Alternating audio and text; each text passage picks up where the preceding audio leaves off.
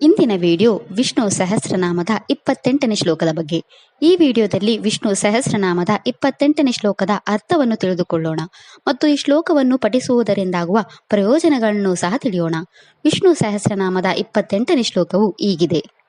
ವೃಷಾಯಿ ವೃಷಭೋ ವಿಷ್ಣು ವೃಷಪರ್ವ ವೃಷೋದರಃ ವರ್ಧನೋ ವರ್ಧಮಾನಶ್ಚ ವಿವಿಕ್ತ ಶ್ರುತಿ ಸಾಗರಃ.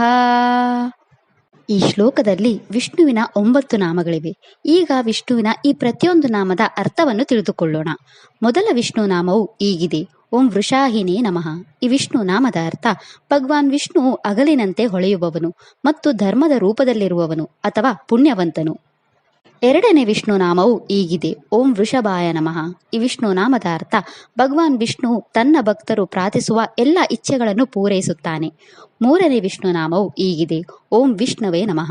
ಈ ವಿಷ್ಣು ನಾಮದ ಅರ್ಥ ಭಗವಾನ್ ವಿಷ್ಣುವು ತನ್ನ ವಾಮನ ಅವತಾರದಲ್ಲಿ ಲೋಕಗಳನ್ನು ಅಳೆಯುವವನು ಅಥವಾ ಎಲ್ಲವನ್ನು ವ್ಯಾಪಿಸುವವನು. ನಾಲ್ಕನೇ ವಿಷ್ಣು ನಾಮವು ಹೀಗಿದೆ. ಓಂ ವೃಷಪರ್ವಣೇ ನಮಃ. ಈ ವಿಷ್ಣು ನಾಮದ ಅರ್ಥ ಭಗವಾನ್ ವಿಷ್ಣುವು ಧರ್ಮದ ಮಾರ್ಗದ ಮೂಲಕ ಅಥವಾ ಪರಮಾತ್ಮನ ಸ್ಥಿತಿಯನ್ನು ಪಡೆಯಲು ಬಯಸುವವರಿಗೆ ಧರ್ಮದ ಮೆಟ್ಟಲುಗಳನ್ನು ನೀಡುತ್ತಾನೆ. ಐದನೇ ವಿಷ್ಣು ನಾಮವು ಹೀಗಿದೆ. ಓಂ ವೃಷಾಧರಾಯ ನಮಃ. ಈ ವಿಷ್ಣು ನಾಮದ ಅರ್ಥ ಭಗವಾನ್ ವಿಷ್ಣು ಪ್ರಳಯ ಸಮಯದಲ್ಲಿ ಎಲ್ಲಾ ಜೀವಿಗಳನ್ನು ತನ್ನ ಹೊಟ್ಟೆಯಲ್ಲಿ ಇಟ್ಟುಕೊಳ್ಳುವವನು. ಆರನೇ ವಿಷ್ಣು ನಾಮವು ಹೀಗಿದೆ. ಓಂ ವರ್ಧನಾಯ ನಮಃ. ಈ ವಿಷ್ಣು ನಾಮದ ಅರ್ಥ ಭಗವಾನ್ ವಿಷ್ಣು ತನ್ನ ಭಕ್ತರ ಆನಂದವನ್ನು ಹೆಚ್ಚಿಸುವವನು. ಏಳನೇ ವಿಷ್ಣು ನಾಮವು ಹೀಗಿದೆ. ಓಂ ವರ್ಧಮಾನಾಯ ನಮಃ. ಈ ವಿಷ್ಣು ನಾಮದ ಅರ್ಥ ಭಗವಾನ್ ವಿಷ್ಣು ಬ್ರಹ್ಮಾಂಡದ ರೂಪದಲ್ಲಿ ಗುಣಿಸುವವನು.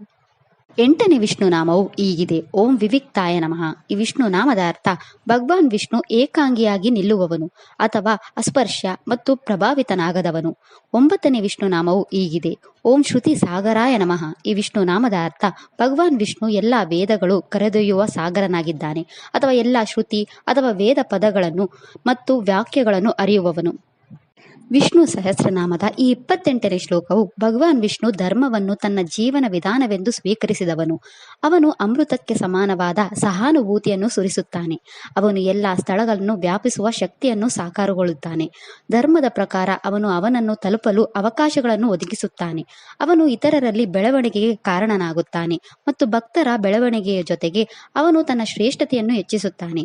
ಅವನು ಸೃಷ್ಟಿಯ ಎಲ್ಲ ತತ್ವಗಳನ್ನು ಮೀರಿದವನು ಮತ್ತು ಅನನ್ಯತೆಯನ್ನು ಹೊಂದಿದ್ದಾನೆ. ಅವನು ಸರ್ವೋಚ್ಚ ಬ್ರಹ್ಮನಾಗಿದ್ದಾನೆ.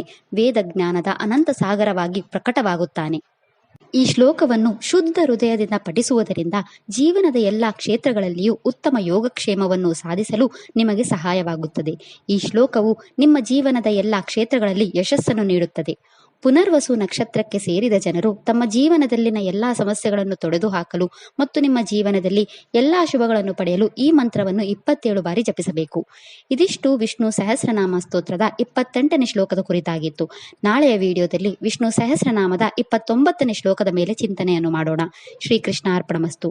ಈ ವಿಡಿಯೋ ಇಷ್ಟ ಆದರೆ ಲೈಕ್ ಮಾಡಿ, ಶೇರ್ ಮಾಡಿ ಮತ್ತು ಚಾನೆಲ್ ಸಪೋರ್ಟ್ ಮಾಡೋಕೆ ಸಬ್ಸ್ಕ್ರೈಬ್ ಮಾಡಿ. ಧನ್ಯವಾದಗಳು.